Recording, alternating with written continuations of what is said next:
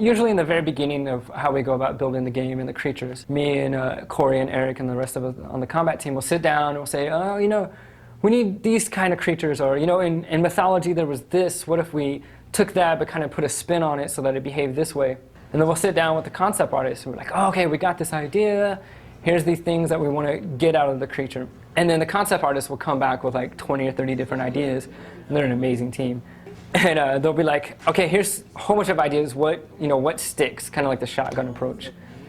And we'll go through, we're like, oh, I wasn't thinking that, but I wasn't thinking this either, and that will really work. The simplicity of this one, but sort of the personality in the face of this one, getting across that. But I mean, I love the skinniness of this guy. And then from there, we'll sit down with kind of the animators and the character modelers. And we'll go, okay, here's the personality, here's what we kind of want to get from it. And then we usually try to keep everyone in the loop so that when everyone else is working on their sort of set of creatures, they know what we're doing over here. So that way we don't have too much overlap. Most of the combat design that myself and the other combat designers do is on the enemy side or the boss's sides.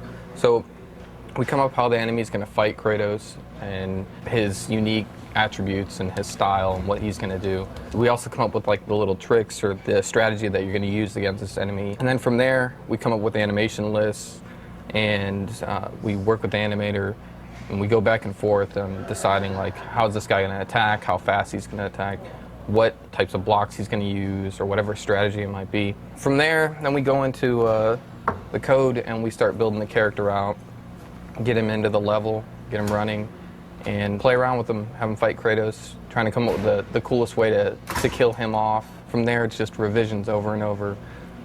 The trick with this guy is he's covering up a little pressure plate.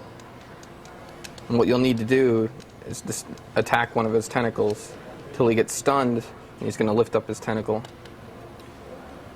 And now you're going to use that last Spartan, you're going to use his body to hold that pressure plate down. When that does, it opens up a vent. This is where the Phoenix came from. Now you can use your Icarus wings to fly up in the air, but you got to be careful the Kraken hitting you down. So you want to use the Icarus wings to fly up, and then you'll get high enough where you can hit the Kraken in the head, and that's where he's actually vulnerable. One of the initial goals that we wanted was to create a puzzle-like boss fight, so it's not just hacking away and beating up somebody and avoiding their attacks. It's not just simple hack and slash.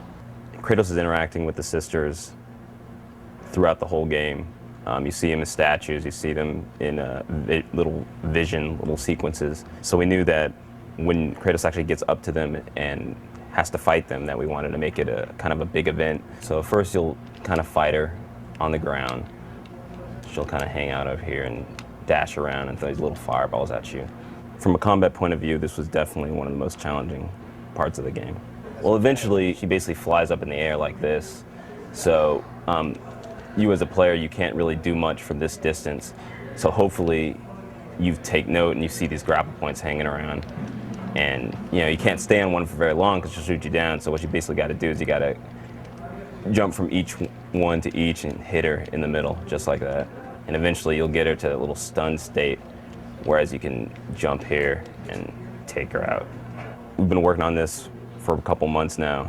We're starting to see how it's going to be and how fun it's going to be. And hopefully everybody else will think it's fun too. You do not defy fate, Kratos!